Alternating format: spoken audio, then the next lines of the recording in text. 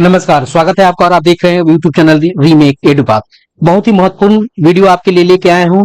चूंकि ट्रांसफर की प्रक्रिया आरंभ हो गई है और ट्रांसफर जो रेशनलाइजेशन, म्यूचुअल और जनरल, ये तीन प्रकार के और तीन चरण में जो अलग अलग ट्रांसफर होने हैं, इसमें रेशनलाइजेशन की प्रक्रिया सबसे पहले हो रही है और इससे निमित्त बहुत सारे प्रश्न हैं शिक्षकों के मन में, उससे निमित्त ये वीडियो है।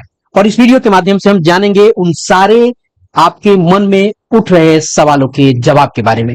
मसलन जैसे कि आपके मन में सवाल उठता है कि सरप्लस का आखिर नियम क्या है, किसे सरप्लस माना गया है, यदि सरप्लस के बाद अप्लाई नहीं करें तो क्या होगा। मान लीजिए कि आपका विद्यालय है और आप उसमें सरप्लस हो गए हैं और आप चाहते हैं कि हम अप्लाई नहीं करें, तब क्या स्थिति बनेगी। दूसरी बात यह हो सकती है आपने अप्लाई कर दिया है, फिर चाहे आप ज्वाइन नहीं करना चाहें, तब क्या स्थिति हो सकती है। अप्लाई आपने कर दिया, आपको आपका इच्छित विद्यालय नहीं मिला, तब क्या स्थिति हो सकती है। यदि अप्लाई के बाद विद्यालय का आवंटन ही नहीं हुआ, तब क्या स्थिति बनेगी। क्या सरप्लस शिक्षक म्यूचुअल ट्रांसफर के लिए अप्लाई कर सकते हैं, यह सवाल है। उसके बाद सवाल यह है कि म्यूचुअल और जनरल ट्रांसफर क्या एक साथ किया जा सकता है। कोई शिक्षक अगर चाहता है कि अभी मैं म्यूचुअल ट्रांसफर ले लूं और फिर कुछ दिन बाद जाके मैं जनरल ट्रांसफर ले लूं, तो क्या यह संभव है कि नहीं है। इन सारे सवालों का जवाब इस वीडियो के माध्यम से हम आपको देने जा रहे हैं। तो चलिए वीडियो को शुरू करते हैं। और वीडियो को शुरू करने से पहले आपसे आग्रह करेंगे, पहली बार चैनल पे है तो चैनल को सब्सक्राइब कीजिए, कंटेंट पसंद आता है तो लाइक शेयर जरूर करेंगे। आपके सामने है वो एसओपी, और एसओपी में भी बहुत अपने मन में जो सवाल जो है, कौतूहल है, उन सब के जवाब यहां उपलब्ध है। चलिए हम एक एक करके इन सारी चीजों को देखते हैं। चलते हैं सीधा हम आपको बिंदु नंबर 8 पर, और वहीं से बहुत सारे सवालों के जवाब आपको मिलेंगे। जितने भी मैंने इंट्रो में सवाल बताए हैं कि इन सारे के सवाल जो मन में उत्पन्न हो रहे हैं, सबके जवाब में आपको यहां साक्ष्य आपको आधार पे दूंगा। 8वां में एक चीज है, अधिशेष एवं अभाव वाले विद्यालयों का जिला द्वारा सत्यापन के उपरांत अधिशेष शिक्षक के रूप में शिक्षकों को चिन्हित करने की प्रक्रिया निम्नवत होगी। किस प्रक्रिया के तहत आपको सरप्लस किया गया, अब उसका नियम जानिए।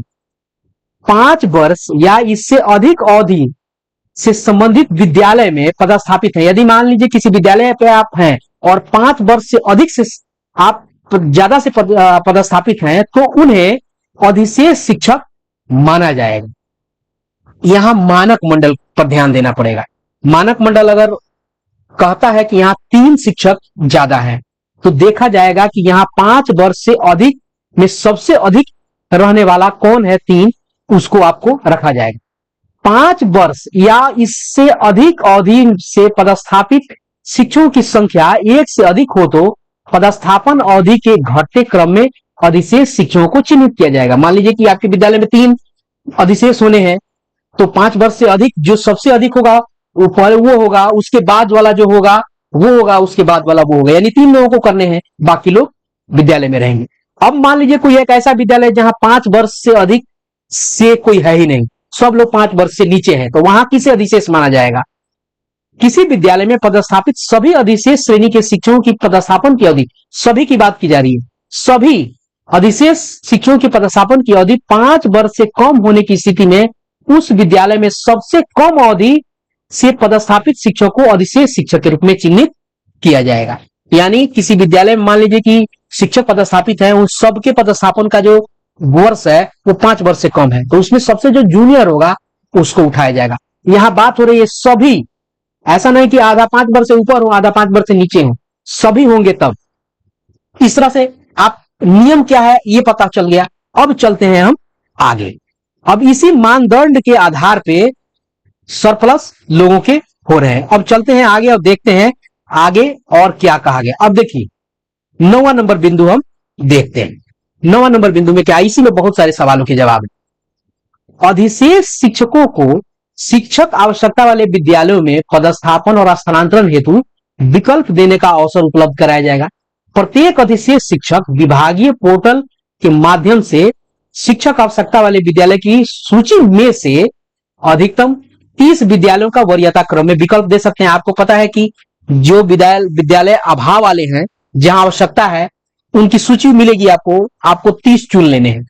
ठीक है, अब बात आती है नहीं चुने, चुन लिया तो क्या होगा, नहीं मिला तो क्या होगा, अगर मगर पे हम अब आते हैं। अब आइए आगे उस सब की जानकारी लेते हैं। यदि अधिशेष शिक्षक को उसके द्वारा जिला के अंदर दिए गए विकल्पों में से किसी विकल्प के विद्यालय में स्थानांतरण होता है तो उन्हें उस विद्यालय में स्थानांतरित किया जाएगा। अन्यथा की स्थिति में संबंधित शिक्षक वर्तमान विद्यालय में कार्यरत रहेंगे जब तक सक्षम प्राधिकार द्वारा इस संबंध में कोई निर्णय नहीं लिया जाए। यहां कहा गया है कि यदि आप विद्यालयों को चुनते हैं और उन विद्यालयों में आपका स्थानांतरण या पदस्थापन नहीं होता है, और तो आप जिस विद्यालय में है उसी वर्तमान विद्यालय में ही रहेंगे। इस पे सक्षम प्राधिकार आपको इस पे निर्णय लेगा। यह बात यहां हो गई। अब कुछ और बातें हैं और आगे जानते हैं। आइए कुछ चीजों को और जानते हैं। 10वां नंबर बिंदु में यह बिंदु है कि जिला एवं प्रमंडलीय संवर्ग के ऐसे अधिशेष शिक्षक जिनका अंतर जिला या अंतर प्रमंडल स्थानांतरण स्वीकृत करने के उपरांत यदि समान स्थानांतरण अंतर्गत आवंटित जिला प्रमंडल में अधिकतम 30 विद्यालयों में स्थानांतरण विकल्प के अनुसार विद्यालय आवंटित नहीं होता है तो उनका जिला प्रमंडल का आवंटन स्वतः रद्द हो जाएगा। मान लीजिए कि आप जिला बदलना चाहते हैं, प्रमंडल बदलना चाहते हैं और जाके आप 30 विद्यालय आप चुनते हैं, आप 30 विद्यालय चुनते हैं और आपको वो विद्यालय नहीं मिलते हैं तो क्या होगा, आपका जो जिला चुना हुआ है, प्रमंडल चुना हुआ है, वो आवंटन सब निरस्त हो जाएगा। ये हो गया। अब चलते हैं कुछ और सवाल के। आपके मन में कुछ और अभी सवाल उठ रहे हैं तो सबके जवाब मैं धीरे धीरे दूंगा। अब आइए हम कुछ बात के जवाब लेते हैं। ऐसे शिक्षक, 16वां नंबर बिंदु हम देखेंगे। ऐसे शिक्षक जो पारस्परिक एवं समान स्थानांतरण दोनों के लिए आवेदन करते हैं, ऐसे शिक्षक जो म्यूचुअल के लिए और जनरल ट्रांसफर दोनों के लिए आवेदन करते हैं एवं उनका पारस्परिक स्थानांतरण होने की स्थिति में समान स्थानांतरण हेतु दावे पर विचार नहीं किया जाएगा। यहां कहा गया कि कोई अगर शिक्षक पारस्परिक म्यूचुअल भी करता है और जनरल ट्रांसफर के लिए भी अप्लाई करता है तो वहां म्यूचुअल अगर हो जाता है तो उसके बाद उसका जो जनरल ट्रांसफर नहीं होगा। अब बड़ी बात एक और निकल के आती है, क्या जो सरप्लस शिक्षक हैं उनका म्यूचुअल होगा कि नहीं? म्यूचुअल होगा कि नहीं? तो नहीं होगा। क्यों? मान लीजिए कि आप अपने विद्यालय में तो सरप्लस हैं और म्यूचुअल में क्या होता है, म्यूचुअल में क्या होता है, ए बी के जगह पे चला जाता है और बी ए के जगह पे चला जाता है। तो यहां अगर म्यूचुअल हुआ तो सरप्लस बना का बना रह जाएगा। इसलिए सरप्लस वाले शिक्षक म्यूचुअल ट्रांसफर के लिए आवेदन नहीं दे सकते हैं। न वो जनरल ट्रांसफर की बाद में बात आती है, अभी वो म्यूचुअल ट्रांसफर के लिए वो नहीं जा सकते हैं। जनरल ट्रांसफर के लिए वो आगे जा सकते हैं। जनरल ट्रांसफर तो सबके लिए होता है तो कोई उसमें बड़ी बात नहीं है। अब सवाल यह है कि मान लीजिए कि आपका अप्लाई आपने कर दिया है और आप चाहते हैं कि आप नहीं जाएं, तो इन सारे सवालों का जवाब क्या है? अगर आप अप्लाई नहीं करते हैं तब क्या है? अब आइए इसको जानते हैं। प्रेस नोट जारी किया गया है और सोशल मीडिया पे यह तैर रहा है। इसकी सत्यता की जानकारी नहीं है, लेकिन सोशल मीडिया पे ही और अखबारों में तो कल छपेगा, लेकिन टीवी पर जो चीजें आ गई हैं और कहा गया है, टीवी के हवाले से, समाचार चैनल जो उनके हवाले से कहा गया है और हवाला दिया गया है माननीय शिक्षा मंत्री का कि यह ट्रांसफर ऐच्छिक है। आप चाहे तो अप्लाई करें, सरप्लस हैं तो जरूरी नहीं है कि अप्लाई करें, आपकी इच्छा पे डिपेंड करता है। तो ये कुछ प्रेस नोट के माध्यम से कुछ चीजें बताई गई है। क्या बताई गई है कि शिक्षकों के समायोजन, समानुपातिकरण की जो प्रक्रिया शुरू है वह ऐच्छिक है। इसमें किसी तरह का कोई दबाव नहीं है कि अगर आप सरप्लस में हैं तो आपको करना ही है, बिल्कुल बाध्य नहीं है। इस प्रक्रिया के तहत शिक्षक कम से कम एक स्कूल और अधिकतम 30 विद्यालयों का विकल्प चुन सकते हैं। आप एक चुन सकते हैं या 30 चुन सकते हैं, कोई उसमें दबाव की बात नहीं है। शिक्षकों द्वारा जिन विद्यालयों का विकल्प चुना जाएगा उसी विद्यालय में तबादला होगा, उसके अलावा नहीं हो। मान लीजिए कि आपने 3 विद्यालय चुने और तीनों आपको नहीं मिले तो आपको चौथी जगह नहीं मिलेगा। अभी कुछ दिन पहले बताया कि आवंटन वाले विद्यालय में अगर आपका नहीं होता है जिसमें अप्लाई किया है तो उसके अलावा आपको दूसरा विद्यालय आवंटित नहीं किया जाएगा। अप्लाई भी आपने कर दिया है और आप चाहते हैं आवंटन के बाद भी नहीं जाना तो आप नहीं जा सकते हैं, क्योंकि ये पूरी तरह से ऐच्छिक है। किसी भी शिक्षक का तबादला दिए गए विकल्प के अलावा दूसरे विद्यालय में नहीं होगा। 29 जुलाई से पोर्टल खुल चुका है। 2 दिनों में अब तक 14,796 अधिशेष शिक्षक ऑनलाइन आवेदन कर चुके हैं। 7795 अधिशेष शिक्षकों ने आवेदन कर उसे सुरक्षित रखा है, पोर्टल पर अंतिम रूप से सबमिट नहीं किया है। यानी 14,000 लोगों ने सबमिट कर दिया है, 7795 लोगों ने आवेदन तो किया है लेकिन उसे अभी सेव करके रखा है।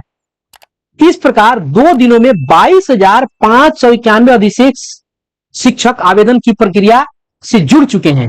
आगे है पारस्परिक स्थानांतरण। पारस्परिक स्थानांतरण म्यूचुअल ट्रांसफर के लिए बीते 2 दिनों में 2142 शिक्षकों ने आवेदन किया है। शिक्षकों के आवेदन में हो रही असुविधा को दूर करने के लिए कमांड एंड कंट्रोल सेंटर की ओर से 2 टोल फ्री नंबर भी जारी किया गया है। यह दोनों आपके स्क्रीन पर नंबर जो दिख रहे हैं आपको है। इसके अलावा ई शिक्षक को सेल्फ डेस्क का नंबर भी आपको जारी किया गया है जो आपके स्क्रीन पे दिख रहा है, जिसे आप देख सकते हैं। तो यहां स्पष्ट है कि यदि आप चाहते हैं, सरप्लस हैं और चाहते हैं कि आप अप्लाई नहीं करें तो आप पर कोई जोर जबरदस्ती नहीं है, पूरी तरह से ऐच्छिक है।